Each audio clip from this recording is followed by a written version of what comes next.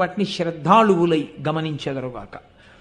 ఇక్కడ నుంచి బయలుదేరిన తరువాత మరునాడు తెల్లవారుజామున కృష్ణానది స్నానానికి తీసుకెడతారు అమరావతి దగ్గర.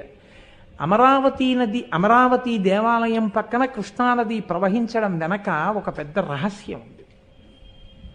మిగిలిన క్షేత్రాల్లా కాదు.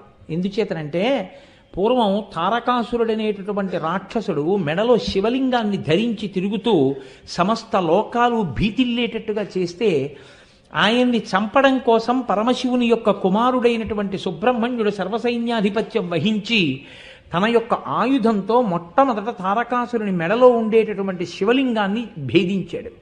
శివలింగం విషయంలో పెద్దలు ఒక మాట చెప్తారు, లింగం అరిగిపోయి ఇంత ముక్కున్నా అదే లింగం.